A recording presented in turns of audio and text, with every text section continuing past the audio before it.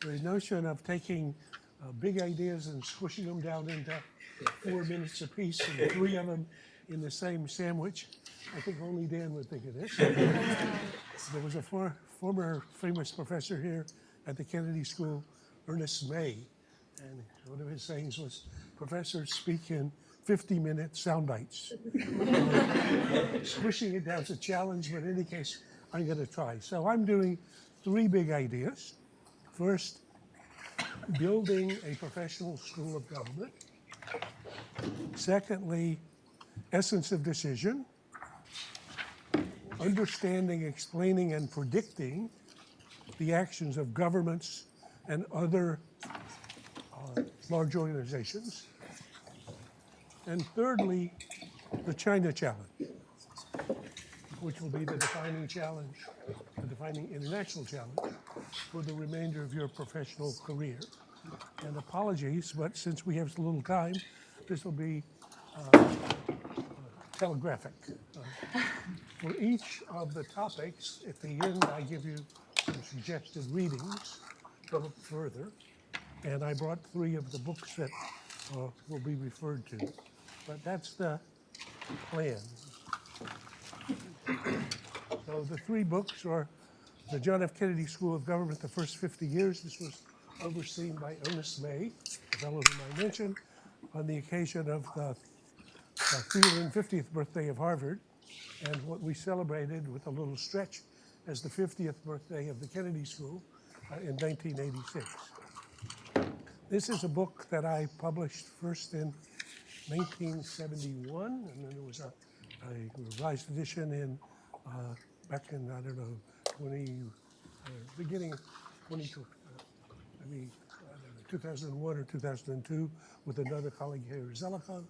This turned out to be, fortunately, the best-selling book in political science in the 20th century. It's more than 600,000 copies of the book are now in print. And finally, Destined for War, a book I published 6 years ago just as Trump was becoming president, on the China challenge. So I'm going to take you through these 3 very quickly. Let's start with the Kennedy School, building a professional school of government. So 3 big ideas here. Vision, or purpose, or mission. Second big idea, strategy. And third big idea, execution, execution, relentless execution. So when I came along, again, this is a long time ago, there was no Kennedy School. There were no buildings here. This was the car barns, if you look around at which the end of the subway. There had never been a school like this anywhere. So we had the opportunity to dream a dream and turn it into a vision, and then try to create a mission. And the mission, which I crafted, but then we called the canonical objectives, and I attributed them to my colleague in this effort, Derek Bach, who was the president of Harvard and was a partner throughout, was, quote, 2 points to become a professional school of government that serves society's demands for excellence in government. In many of the ways, Harvard schools of business, law, and medicine serve analogous demands in their respective private professions. So we wanted to build a big school of government, not like Harvard's little schools, not the education school, not the design school, not the divinity school, the 3 big schools, the law school, the business school, the medical school. Because the proposition was government is as big and significant a sector as law or business or medicine, and it should be possible by learning about it and teaching about it to improve the performance of government. Second part of the mission was to be the hub of the university-wide program in public policy and management. There, the notion was not to replicate everything that's going on at the law school or the medical school or the School of Public Health, but rather to make us the connection between that and governments and public policy. And I would say that's a big idea, very big idea. Most people at Harvard thought it was a terrible idea. In general at Harvard, if something hasn't been here before, it doesn't belong here. So Harvard's been successful for a long time. Why do we need something that we don't have? In any case, that was the mission. The strategy for doing it was to have 3 pillars. The graduate degree programs, those are programs you're enrolled in, like the business school programs or the medical school program or the law school program.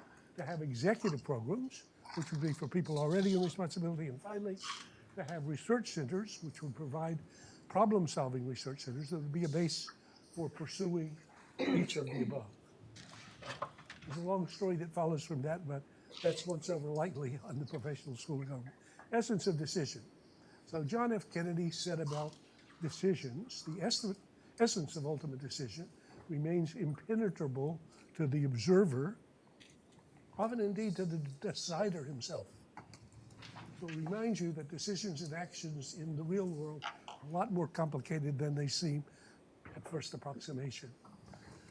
The big idea in essence of decision is that when you try to understand the world of government, what's happening in Washington, or what's happening in Beijing, or what's happening in Moscow, or what's happening in Ukraine, the actions of governments, you actually, what you see and what you think is driving things is a function not only of what's there in the world, but also the conceptual lenses through which you look at the world. So here's Wittgenstein's puzzle. Wittgenstein, most famous philosopher in the 20th century. What do you see here? Take a guess. What are you seeing on the screen? A duck and a rabbit. So some people see, how many people see a duck? And how many people see a rabbit? Okay.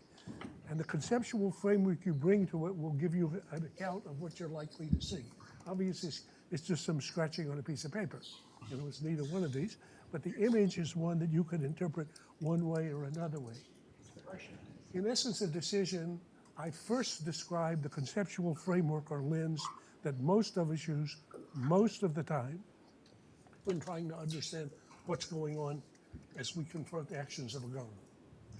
This model, Model 1, or the rational actor model it's called, assumes a unified actor and a set of coherent objectives, or even an objective function, and explains the choices as value maximizing choices given a reasonable survey of the challenge that the entity faces and an assessment of the pros and cons. Okay? So think of the microeconomic motor, the microeconomic model, and that's the motor for Model 1. And you watch yourself most of the time asking, why has the Kennedy School done this? And you will normally assume that there was an objective, and they looked at the alternatives, and they made a choice, and that's why this is happening. And that will, in many instances, help illuminate part of what's going on, but only part. The book's contribution was not only to characterize this rational actor model, but to identify 2 additional alternative conceptual frameworks that you can learn to use by putting on your Model 2 lenses or put on your Model 3 lenses and see more deeply into the disaggregated thing that's called a unified government. In Model 2, the organizational process model reminds us that the government that exists consists of large organizations, each of which have their own routines, their own procedures, their own standard operating procedures, and that therefore the information that a government gets and the menu of options that it confronts and the execution, which is the actual doing of whatever is done by large organizations whose routines were built before the event you're interested in. So the pre-existing organizations and their capabilities create capabilities to do things, amazing, but also constrain. So think of Model 1 as if you're thinking of a chess master moving the pieces. Think of Model 2 as if you've gone to a restaurant. So you've gone to a Chinese restaurant and you order steak and potatoes. And they say, excuse me, we don't do steak and potatoes. You say, well, what do? They say, we have mushy pork. What is mushy pork? Mushy pork is an item on a menu for which somebody already has a recipe. They've already bought the ingredients, woodies. They've already learned how to prepare and to present that. That's what an organization does. And in Model 2 terms, that'll give you a lot of what you see in most events. Model 3, the governmental or bureaucratic politics model, says within a government, yes, of course, there are people purposefully pursuing objectives, but often what they see differs significantly. And the options they think exist differ significantly. And the options they prefer differ significantly. And they each think that what is done really, really, really matters.